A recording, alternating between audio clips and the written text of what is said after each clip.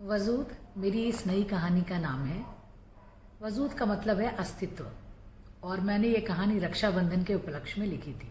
आप लोग भी सुनिए। रीना ने खिड़की का पर्दा थोड़ा उठाया और कमरा रोशनी से भर गया। आज छोटा सा लेकिन दिल का त्योहार है, रक्षाबंधन। रीना को इस त्योहार का हमेशा इंतजार रहता था।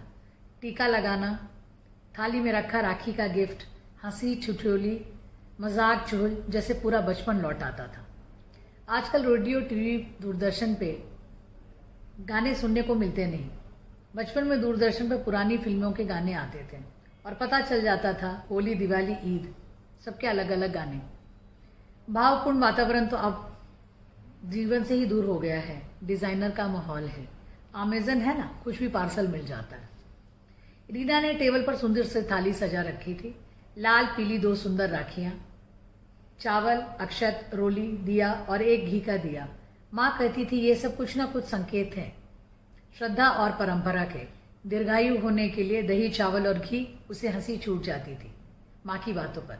माँ ज्यादा नहीं बोलती थी, न ऊंचा स्वर न नीची नोक झोंक, बस काम में लगी रहती थी।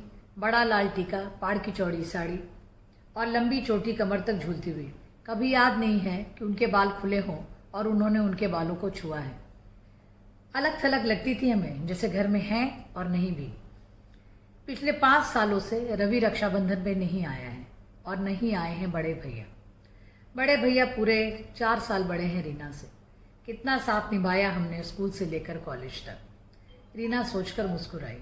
भैया की एक स्पेशल दोस्त थी, ऋतु। भैया मनुहार करते थे रीना से कि साथ चलो, ताकि किसी को भी शक न हो। बरेली जैसे छोटे शहर में 90 के दशक में भी अभी भी बदलाव नहीं आया था। हाँ, दूरदर्शन बदल रहा था और देश भी। लड़कियों को बोलने की आज़ादी, अपने रास्ते चुनने की आज़ादी और अपने जीवन साथी चुनने में बोलने की आज़ादी। रीना को मज़े आ रहे थे ऋतु और भैया के बढ़ते रिश्तों को देखने में, लेकिन ऋतु उसकी भाभी नहीं बनी। उसकी एक और प्यार भेंट चढ़ गया, जाति, अवसरवाद और पिता के अनुशासन को।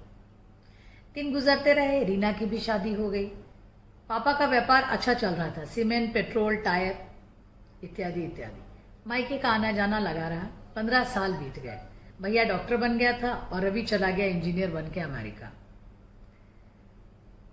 उसका आना जाना जुलाई अगस्त में पड़ता था। हमेशा रक्षाबंधन पर आता था वो। मॉम, अब कोई नहीं आएगा, ईशाना पीछे से बोल रही थी। आप हर साल थाली बचा के बैठते हो। रीना कुछ बोल नहीं पाई। उसको बोलने के लिए अब कुछ था भी नहीं। उसे पता था झगड़ा शुरू हुआ था अधिकार की लड़ाई से। पापा की जायदाद में उसका भी बराबर का हिस्सा है। उसने कोर्ट में अर्जी दाखिल कर दी थी। पतिदेव ने पल्ला झाड़ लिया था इस सारे मामले से। भाइयों को खो दोगी तुम, क्या जरूरत है इन सब में पढ़ने की। मुझे पैसे नहीं चाहिए, वजूद चाहिए। कोर्ट कचहरी भी कभी दिल के मामले नहीं सुलझते, तुम जानो और तुम्हारे भाई। लेकिन रीना तैयार नहीं हुई अपना मुकदमा वापस लेने के लिए।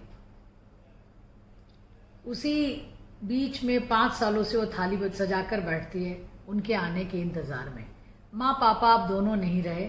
बुआ जी ने समझाया था, काहे को उलझती हो, क्या कमी है तुम्हें, सब मिले हुए हैं। रीना भुनभुनाती थी।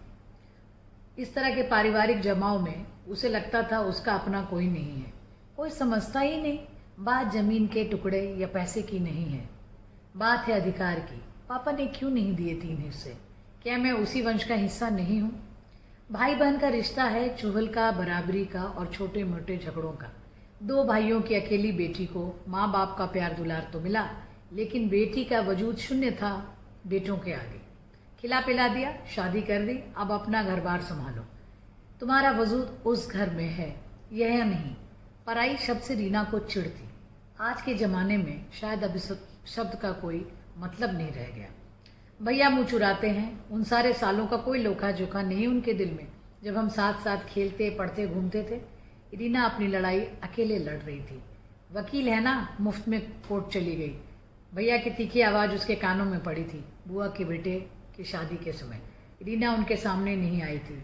रिश्तों की कड़वाहट को बढ़ाने से और क्या फ़ायदा। उसे लगा कि घंटी बज रही है। कॉल बेल की तीखी गूंज। मॉम, बड़े मामा। ईशाना की आवाज़ टूट रही थी। ओहो, थाली सजी है, हमारे लड्डू कहाँ हैं? भैया तो ऐसे बोल रहे थे जैसे कि 5 सालों का फासला था ही नहीं हमारे बीच। पीछे देखा तो रवि भी खड़ा था और सिर हिला रहा था। रीना के आंसू छलकने ही वाले थे।